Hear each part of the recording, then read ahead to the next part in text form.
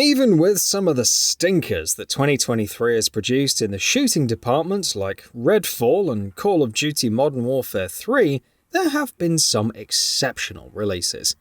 Whether it's a first-person shooter with high-octane combat or more methodical pacing, a third-person shooter with mechs or a Souls-like experience, the year has been good for fans of all kinds of shooters. Check out our picks for the best shooters of the year. RoboCop Rogue City. RoboCop Rogue City recreates the atmosphere of the classic 80s action game, while adding mechanics of actual police work, like investigating crime scenes and patrolling around. However, its combat is straightforward. Walk towards the enemies, blast them to smithereens with a range of weaponry, get some upgrades, and repeat. It's fun though, and fairly compelling as you evolve into a nigh unstoppable killing, law enforcement machine. Everspace II. For all of the talk about its multiple systems and extensive side content, Everspace II is a space shooter, first and foremost. There are several ship types suited for different needs, and the range of weapons, including EMP missiles, mines, Gauss cannons, and much more, can get pretty ridiculous. Still, coupled with how natural the movement feels, it's easy to jump in and destroy with impunity. Just don't wander into a system with higher level enemies by accident. Dead Space. Motive Studios put in significant work to revamp Dead Space's graphics and exploration, and it's certainly one of the most stunning games of the year. However, it went even further with the gameplay, introducing the peeling system. This gave enemies layers, with different weapons having unique effects when targeting limbs, making combat more visceral. Of course, the improvements to the zero-G sections, new rooms and puzzles also didn't hurt. Armored Core 6: Fires of Rubicon. From Software's latest has an involving story, but if you're in it just for the action, there's plenty to go around. There's a plethora of weapons to choose from, including shotguns, missile launchers, beam rifles and plasma, and it can get somewhat overwhelming to fit it all into a single build. Still, the extensive customization helps, so if you want to be a glass cannon with insane damage or hover endlessly and rain fire down, you can do that. It also helps that there are so many bosses to test your builds on and provide a worthy challenge. Quake 2 Enhanced Edition. The surprise release, developed in collaboration with Night Dive Studios, turned a classic into one of the more underrated shooters of the year. Along with enhanced visuals, it sported quality-of-life features like the compass to more easily navigate levels, accessibility options, and new attacks for enemies like the Berserker. Quake 2 Enhanced Edition is an absurd amount of value, and recommended for the id faithful. Starfield. There are a few things awkward about Starfield, but admittedly, its gunplay can be pretty fun. Iterating further on Fallout 4, the shooting, especially from first person, feels more fluid and responsive.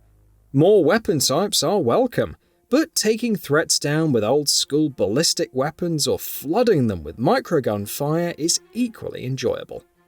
If you're more about space shooting, shipbuilding can be fun, and taking your creation into space to obliterate anything and everything is cathartic. Remnant 2. One of my personal favourites, Remnant 2 is everything about the first game turned up to 11.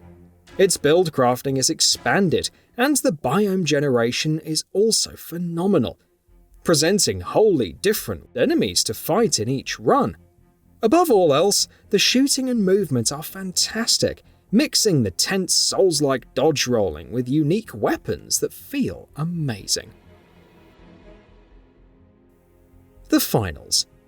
The Finals is more than just a gun game, mixing all-out environmental destruction and fast-paced movement with strategy and teamwork. Nevertheless, scoring a triple kill with a pump-action grenade launcher or 3-tapping someone with a revolver feels great. It's this mix of free-flowing gunplay, seamless traversal, and more unmitigated chaos whether you're chasing down a vault or guarding a bank with all the random nonsense you can muster that makes the finals so addictive. Trepang 2. Don't let the cliché premise stop you. Trepang 2 boasts fast-paced action with all the slow-mo and brutality you could want. Sliding, using enemies as shields before tossing them, melee combat and much more enhance the experience further, and the presentation is on point throughout. Avatar: Frontiers of Pandora. It's weird to put Avatar: Frontiers of Pandora on a list of the best shooters, given its focus on gathering, exploration, investigation, and peacefully coexisting with nature. However, when it's time to hunt, the bows and spears and guns feel great to use, and are all the more effective on enemies. The shotgun also feels nice and hefty, and chaining together slides and leaps to reposition and effectively slaughter your enemies is fun. Turok 3: Shadow of Oblivion Remastered. Turok 3 is far from the best game in the series, focusing more on a linear campaign with underwhelming dialogue and little replay value. However, it's still fun, thanks to Night Dive Studios' remaster, with the environment, characters and weapons receiving heavy visual updates. The feeling of sniping enemies from afar or unleashing hell with a cerebral bore is also intact. System Shock. Night Dive Studios had a much bigger shooter release this year with System Shock, a remake of Looking Glass's 1993 classic. Everything about it is sublime, from the revamped visuals to the feedback from the weapons.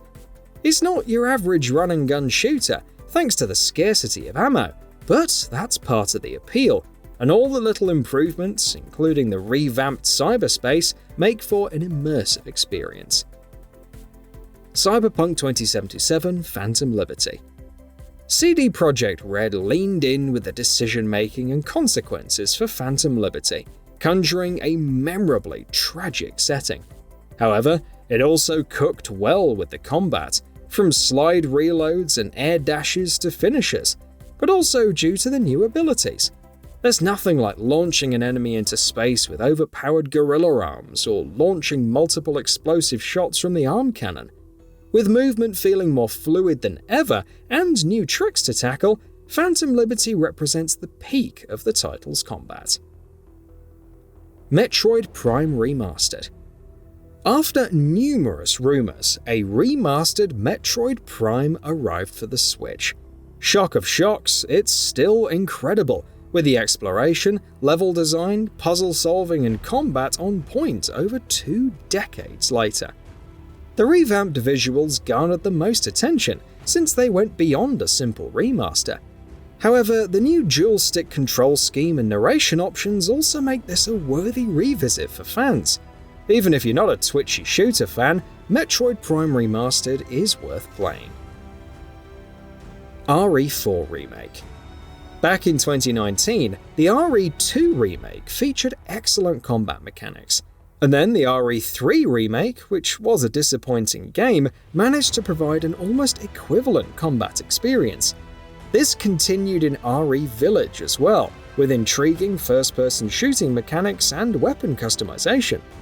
The RE4 Remake has managed to continue the trend with decent combat and gunplay mechanics. So what are your thoughts on this? Go ahead and share them in the comments below. And if you like this video, please subscribe to the channel and enable all notifications by clicking the bell icon to get new video updates. We upload every day and would really appreciate your support. Thanks for watching.